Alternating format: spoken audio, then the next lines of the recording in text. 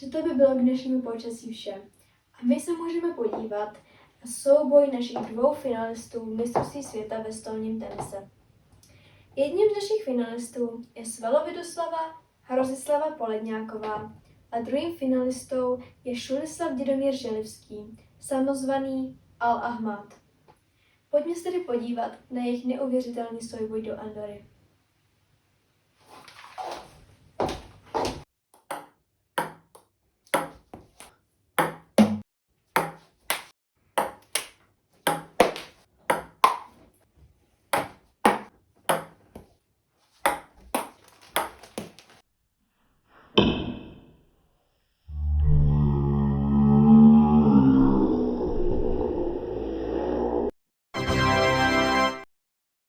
Co se týče zpráv pro dnešní večer, jsme již u konce, ale hned za chvíli již můžete sledovat zábavný seriál Výměna manželů. Hezký večer a nashledanou.